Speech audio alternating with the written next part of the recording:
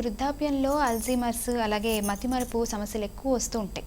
వీటిని యోగాలో ఎటువంటి ఆసనాలు వేయటం వల్ల నియంత్రించవచ్చు? చాలామంది ఏజ్ పెరిగిన తర్వాత వాళ్ళు కొన్ని హెరిడిటరీస్ కావచ్చు, లేదంటే వాళ్ళు కేర్ తీసుకోకపోవడం వలన కూడా ఇవి ఏర్పడుతూ ఉంటాయి. సో యోగాలో కొన్ని ప్రత్యేకమైనటువంటి ఆసనాలు, వృక్షాసనం కానీ, అర్ధచక్రాసనం, అదేవిధంగా పాదహస్తాసనం, వీరభద్రాసనం, పర్వతాసనాలు, శశాంకాసనాలు, అదేవిధంగా భుజంగాసనాలు, ఇవన్నీ కూడా ముందు నుంచి కూడా ప్రివెంటివ్ కేర్గా తీసుకున్నట్లయితే చాలా వరకు వీటిని తగ్గించవచ్చు. సో అదేవిధంగా వారి యొక్క ఆహారపు అలవాట్లు, దినచర్య. చాలామంది రిటైర్ అయిపోయిన తర్వాత వారికి మొదలవుతుంది, నే గురించి నేను ఏమైనా చేసుకోవాలని. అలా కాకుండా ఒక 30-40 ఇయర్స్ నుంచి ఒక అవేర్నెస్తో కొన్ని ప్రతిరోజు ఒక గంట సమయం చేసుకున్నట్లయితే కనుక ఆ రకమైనటువంటి ప్రాబ్లమ్స్ని ముందస్తు జాగ్రత్తగా గుర్తించి రాకుండా కూడా ప్రివెంటివ్ కేర్గా చేసుకోవచ్చు. ఉన్నటువంటి వాళ్ళకి కొద్దిగా స్థాయి దీనిగా ఉన్నటువంటి వాళ్ళకి మాత్రం వేరే వాళ్ళు కాస్త చర్య తీసుకొని వారి కేర్ తీసుకొని చేయించాల్సిన ఆవశ్యకత ఉంటుంది. నిత్య యవ్వనంగా ఉండాలంటే యోగాసనాలు అలాగే ప్రాణాయామం ఏ విధంగా చేయాలి, అలాగే వృద్ధాప్యం తొందరగా రాకుండా ఏం చేయాలి? ఈ యోగాసనాలు అనేటటువంటివి వృద్ధాప్యం రాకుండా ఉండడానికి, యవ్వనంతో ఉండడానికి, ఎనర్జెటిక్గా ఉండడానికి, ఆరోగ్యవంతంగా ఉండడానికి ఈ యోగా, ప్రాణాయామాలు, ధ్యానాలు ఇవన్నీ కూడా చాలా అద్భుతంగా పనిచేస్తాయని చెప్పవచ్చు. ఇవి ముఖ్యంగా శరీరంలో ఉన్న టాక్సిన్స్ను తొలగించి, వ్యర్థ పదార్థాలను తొలగించి, మానసిక ఒత్తిళ్లను తొలగించి, రక్త ప్రసరణ బాగా మెరుగుపరిచి, బాడీలో అన్ని కండరాలని అంతా కూడా చక్కగా బలోపేతం చేసి, శరీరాన్ని అంతటిని కూడా నిత్య యవ్వనంతో, మనస్సు నిత్య నిర్మలంగా, హ్యాపీనెస్తో ఉండడానికి ఈ యోగా చాలా బాగా ఉపయోగపడుతూ ఉంటుంది. సో ఇది దైనందిక జీవితంలో ఏర్పడుతున్నటువంటి స్ట్రెస్, టెన్షన్, యాంగ్జైటీస్ వీటన్నిటితో కూడా ప్రతిరోజు కూడా మనిషి యొక్క ప్రాణశక్తి, యవ్వనం, ఆరోగ్యం క్షీణింపబడుతూ ఉన్నది. తను అనుకుంటూ ఉన్నాడు జీవిస్తున్నానని, కానీ రోజు రోజుకి తాను మరణిస్తున్నాడు అన్న సంగతి తాను గుర్తించడం లేదు. ఏదో పెద్ద మేజర్ ప్రాబ్లం వచ్చిన తర్వాత, లేకపోతే ఏదైనా ఇది వచ్చిన తర్వాత చాలా కంగారు పడిపోతున్నాడు.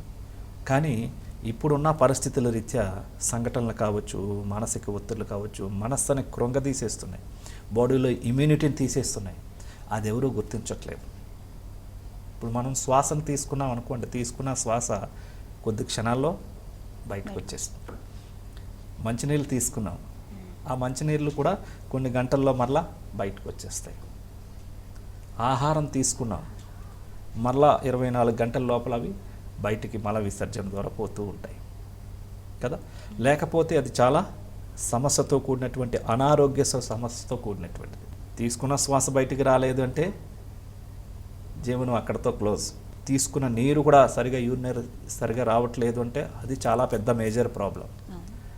అదేవిధంగా తీసుకున్న ఆహారం డైజెషన్ కాలేదంటే కూడా అది కూడా చాలా పెద్ద సమస్య.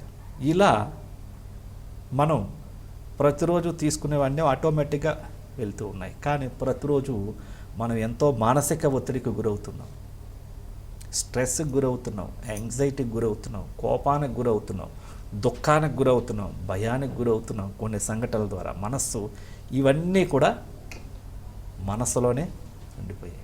అవన్నీ కూడా ఇందాక చెప్పినట్టుగా శరీరంలో గ్రంథుల పైన దెబ్బతీస్తాయి, హార్మోన్స్ పైన, వివిధమైన భాగాల పైన అవన్నీ అలా ఉండిపోతున్నాయి. యోగా చేస్తే ఏమవుతుందంటే ఆ మానసిక ఒత్తిడిని బయటికి రిలీజ్ చేసేస్తాం.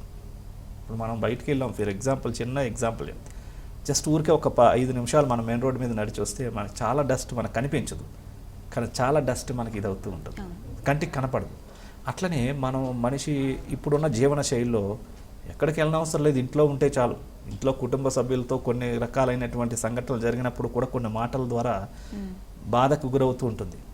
ఆఫీసులో జరిగిన వర్క్ లోడ్ కావచ్చు, లేకపోతే మీటింగుల ద్వారా కావచ్చు, లేకపోతే ఆ బాస్ ఒక మాట అంటూ ఉండొచ్చు, మైండ్ చాలా ఎక్కువగా ఆలోచించేస్తుంది, ఆ రోజు రాత్రి నిద్రపోదు. అంటే ఏమన్నట్టు ఆ బాధ మనస్సును వెంటాడుతూ ఉన్నది. సో ఇలాంటివన్నీ కూడా రోజు రోజుకి తన యొక్క ఇమ్యూనిటీని, తన యొక్క శక్తిని, తన యొక్క ఆరోగ్యాన్ని, తన యొక్క యవ్వనాన్ని, తన యొక్క కంప్లీట్ జీవితాన్నే క్షీణింపచేస్తుంది. కాబట్టి రోజు రోజుకి మరణిస్తున్నాడు. యోగ సాధన ఏం చేస్తుందంటే రోజు రోజుకి వికసింపచేస్తుంది. మీరు కొంతమంది సెలబ్రిటీస్ని చూడండి, వాళ్ళ యొక్క ఇంటర్వ్యూస్ ఎప్పుడైనా చూడండి, వాళ్ళ కోసం వాళ్ళు ప్రతిరోజు బ్రహ్మముహూర్త సమయంలో వాళ్ళకు ప్రత్యేకమైన శ్రద్ధ తీసుకుంటారు. ప్రత్యేకమైన శ్రద్ధ తీసుకోవడం అంటే శరీరానికి శిక్షణ ఇవ్వడం.